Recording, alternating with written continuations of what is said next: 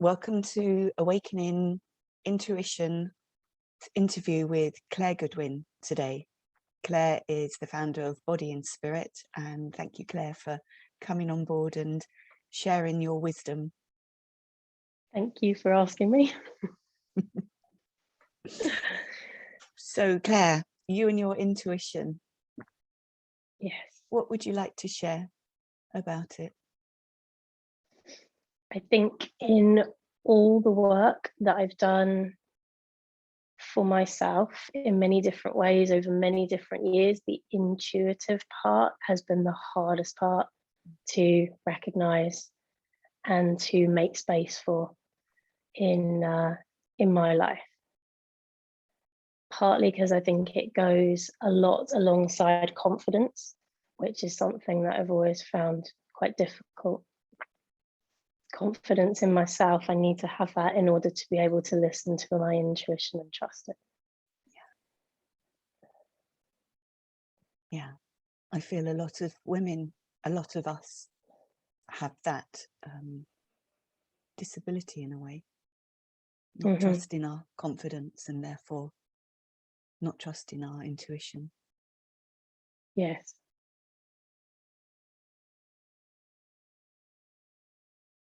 When was a time? Sorry, go. Yeah, no, go ahead. When was a time when you did trust your intuition? What happened? What rewards did you reap? I think it's only looking back on it now that I realized that it was intuitive. At the time, I would not have recognized it as such. And so one of the big things that jumps out is making the move from, I was very much living a London lifestyle, moved from the north of England or the Midlands down into London at a young age to embark on a sort of theatre and stage-based life. And my life didn't always stay that way, but it very much embodied the London life, the rat race, the getting up at silly hours, doing lots of work, you know, being lots of things to lots of different people. And that was pretty exhausting, but I hadn't recognized, even after a number of sort of crash and burn and pick yourself up and start again, I still didn't recognize that that wasn't a truthful or healthy lifestyle for me. And it was only when I moved out of London, made the decision to move out of London for various reasons, that I can look back on that as an intuitive decision that has genuinely, my life is completely different now. And that was the beginning of me being able to recognize that I needed to go on a journey, which has thrown up many things in many ways, as you know, the work that we've done together for many years. But that was the beginning of that change. And I could not have done that without having intuitively gone, right, I got married at the time. We did not have enough money to live the lifestyle we wanted to live and stay in London.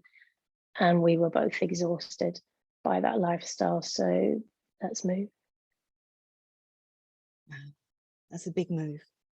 Did you, when you look back at it, is there any, can you pinpoint anywhere in your body that you felt the intuitive hit, as it were? Again, at the time, I wouldn't have recognized it, but now I recognize more that there is what I can only sort of describe as a lightness or spaciousness that I know when I experience that, it's truthful. It's,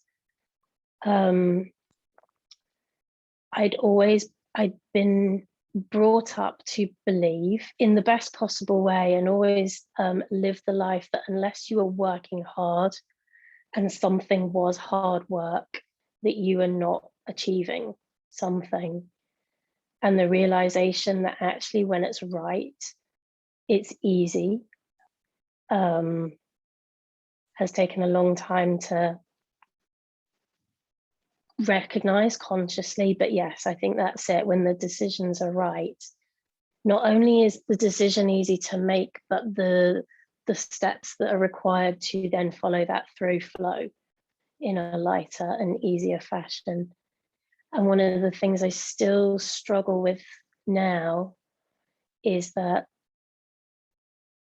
if I'm having to work really hard at something, is it therefore the right thing to be doing? Because still there's a huge part of me that says, no, this is fine. And what you're going to get at the end of it is what you want at the end of it. And that takes hard work and dedication. And on some level it does, but that hard work should be easy, light to do, and not something that I'm having to push and push and push and wearing away at. Yes. So that's when you actually don't listen to your intuition, you find yourself in push mode. In push mode, exactly. Yeah. And once I step into that, it becomes harder and harder day on day to recognize that I'm in that push mode. And the work has been to acknowledge that sooner rather than later. Is there any way in your body that when you're in push, that is very noticeable? So yeah, there's a couple of silly and really practical things that I do. One is I start reading a lot, and I love reading, but there's a tipping point where I am stepping into a novel to step away from other stuff. So I start reading a lot, and I've spent rather a lot of time reading. What am I trying to ignore here? Lovely. And I start to get, and it's hard to distinguish because this happens to me in two ways. So I start to get quite in my head and quite snappy with people. So I'm very much in my conscious part of my body, and I disconnect from the rest of my body. But that can also happen a little bit for me at certain times in the moon or monthly cycle as well. And the challenge is sometimes distinguishing whether I've gone into push or whether actually I just need a few days to take space. And they're not necessarily the same thing. So would that lead us into any tips or anything that you could give us from your experience that would help us relate more to our intuition and trust that part of us? So one of the big things for me has been being able to talk about stuff with the right people at the right time, with no expectation of where that's going, and being able to have that verbalization and that communication with someone starts to then make me look at what I'm saying and why I'm saying it. And also what comes back from the other person is often very different from what I may have acknowledged myself. So then it's about creating the space to observe that interaction consciously rather than, not recognizing what's happening. So it gives me a mirror, I guess. Having that interaction gives me a mirror to then to look back at, but to make sure that I don't ignore that. And that is very much for me about creating space in two ways. Going back to the original challenges, for me, my days were always filled with stuff, particularly stuff I was doing for other people. And so creating space for me and what I needed was really challenging because it felt selfish and wrong and not what you do when you're doing the right thing or being the good girl. So that was tricky, very tricky. And even now, I'm really able to do that, but often I meet resistance to it. So other people are wanting stuff and needing stuff, and being able to say, you know what, I can't do that is really hard. And then the other thing within that space, again, that took me a really long time to practice a lot of different techniques, was knowing how to spend that space, that time. So the things that you pick up, self-help books, or you listen to online or on TV programs, suggest, yeah, it's great to meditate or do yoga or go for a walk or, you know, do a dance class or whatever it is. And all of these things are amazing things. But to find the truthfulness of which one of those actually works took a lot of time and searching, not least because, again, my monthly cycle has such an impact on my body that it's different things at different times.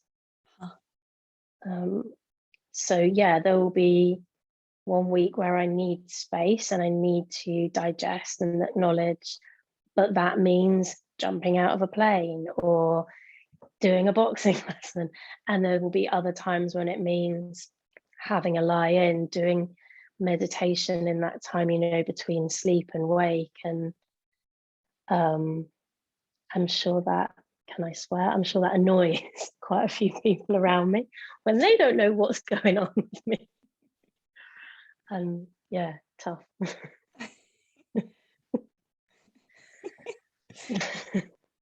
Do you know, Claire, I think so many women are going to relate to what you've just been saying.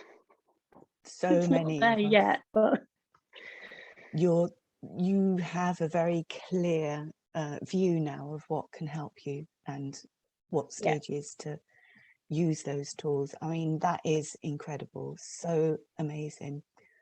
Such an inspiration, Claire. You really are. Do you have any other tips or any other sharing that you'd like to offer? Yeah, that I genuinely couldn't have done this without, okay, admittedly, I said I needed to take this journey, but I needed the right people to walk alongside me on this journey. You know, you've been amazing. You know, I have a strong friend who, again, and I couldn't have done it without those mirrors, the right mirrors in the right places. And I'm really grateful for that. And I haven't paid you to say that, Claire. I know. As soon as I said that, I thought, that sounds like a nice sales pitch, doesn't it? But no. No, having those mirrors is so important because a lot of us don't get it when we're growing up. And I think that's when we start to lose that part of ourselves we're innate in us. We're just born with it. So and it helps to recognize when you're not getting that from someone too. I think that's where it started. One of the early things I remember about our interaction was recognizing why I would be triggered in an interaction with someone.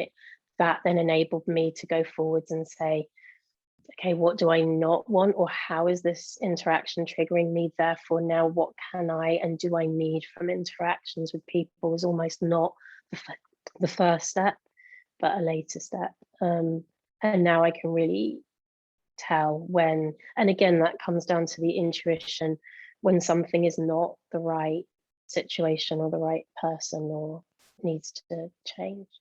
Wow. Thank you so much, Claire. Thank you.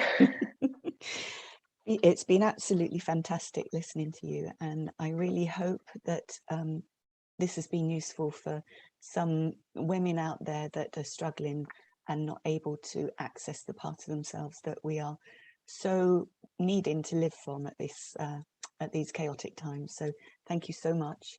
Thank you, Claire. Thank you. We'll see you soon. Love. Lots of love.